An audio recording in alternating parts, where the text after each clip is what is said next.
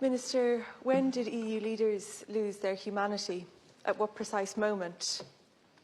Was it when Israel cut off supplies of water, food, medicine and fuel to 2.3 million people in Gaza and no one shouted stop?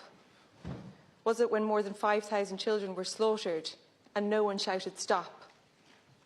Was it when the fuel ran out and incubators keeping premature babies alive were turned off and no one shouted stop? Was it on Friday when the death toll reached more than 11,000 and no one shouted stop? Or was it at the weekend when they had to stop counting the bodies and still no one shouted stop? Minister, ordinarily I'm proud to be part of Europe. I'm a supporter of the European project. I believe in its aims of peace, justice, security and prosperity.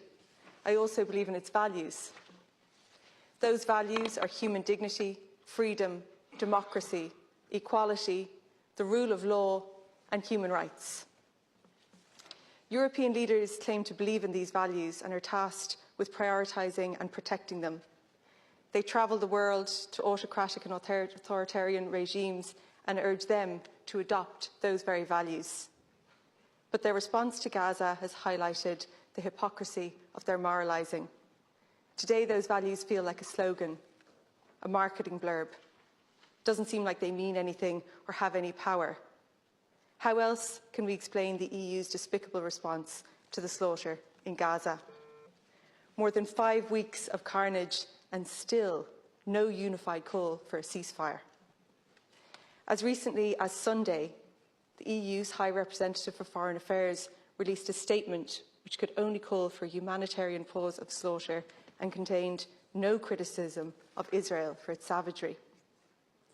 The official EU position is now that we want to pause in the bombing for a few hours and then the ethnic cleansing can continue. I reject this statement. The EU leaders who wrote it are cowards and their position is indefensible. The High Representative for Foreign Affairs in his statement also urged Israel to exercise maximum restraint. Does he watch the news? Does he know what's going on? A child in Gaza is killed every 10 minutes, more than 100 UN aid workers massacred, more than 40 journalists deliberately assassinated, many of them targeted in their homes, and their entire families wiped out as collateral damage. Does this sound like restraint? Does this sound like proportionate? Does it sound legal? Because it's not. We have war crimes heaped upon war crimes in Gaza, like the bodies that are piling up outside the hospitals. It now seems clear that those European values cannot be found in leaders in Brussels or indeed in the UK or the United States. Instead, we are seeing those values of humanity, dignity, peace and equality in the medics who remain in Gaza, refusing to leave their patients, even if their own life is in danger. Their bravery, compassion, generosity and humanity is unparalleled.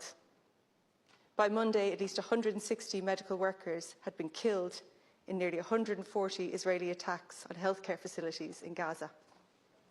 I want to specifically name one of those medics. Dr. Haman Alo was Gaza's only nephrologist. He was not killed at Shifa Hospital where he worked. He was murdered in an Israeli strike on his home, along with his father on Saturday. Dr. Alo had done several interviews with Western media. In his last interview, he was asked why he didn't leave Gaza for his own protection, and he became emotional. He said, "And if I go, who treats my patients? We are not animals. We have the right to receive proper health care. You think I went to medical school only to think about my life and not my patients? This is not the reason I became a doctor." The West is complicit in Dr. Alo's murder. He leaves behind a wife and 2 young children. The refusal of most Western leaders to shout stop and demand a ceasefire has led to thousands of deaths. Israel is killing with impunity. According to the World Health Organization, Gaza is now a graveyard for children. Minister, more children died in Gaza in just the first 3 weeks of this onslaught than those killed in every global conflict since 2019.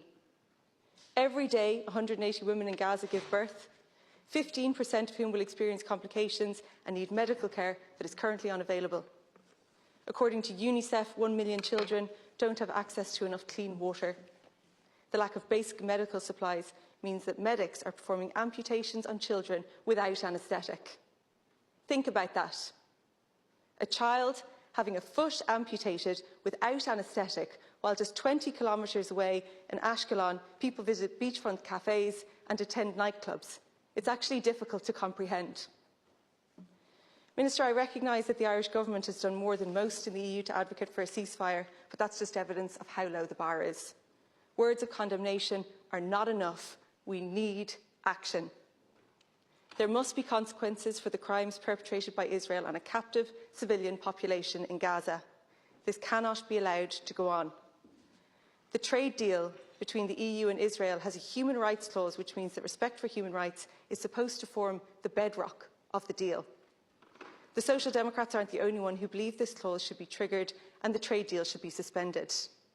The Belgian Deputy Prime Minister, Petra de Sutter, and 30 MEPs, including Fianna Fáil MEP Barry Andrews, have advocated for the same thing. We are asking the Irish Government to work with like-minded EU leaders and MEPs to advocate for this. Because Europe is Israel's biggest trading partner, economic sanctions would hurt. The Taoiseach told me this wasn't an option because people in the EU differ. So it wasn't possible to even contemplate a suspension of the deal. I'd like to remind him that the deal is a legal contract with a clear and unambiguous clause that mandates the defence of human rights. That is not a subjective opinion. It is a legal obligation, it is a part of a trade deal, and it must be enforced. Israel also has access to a €95 billion EU fund called Horizon Europe for Research and Development. Access to that lucrative funding stream should be suspended on similar terms. There are measures we can take in this country too. The diplomatic status of the Israeli ambassador should be withdrawn. Minister, we do not suggest this lightly, but given Israel's deliberate targeting of civilians, journalists, UN staff and healthcare workers in Gaza, we believe it is necessary. I also should point out that this is a measure that nearly 50 government TDs, including former Foreign Affairs Minister Charlie Flanagan and Minister of State Neil Richmond and Jennifer Carr-McNeill, all advocated for when it came to the Russian ambassador last year.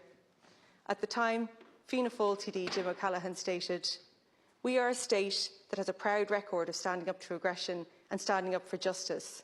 That is why I find it so hard to understand that a country that is so proud like Ireland is prepared to associate itself diplomatically with a regime that is at present committing war crimes." I agree. The Irish Government should also refer Israel to the International Criminal Court for investigation for war crimes. Yesterday, a Minister of State claimed doing this politicises the court. What nonsense. The existing inquiry has been stalled since 2021 because it has not been prioritised and has been starved of political support.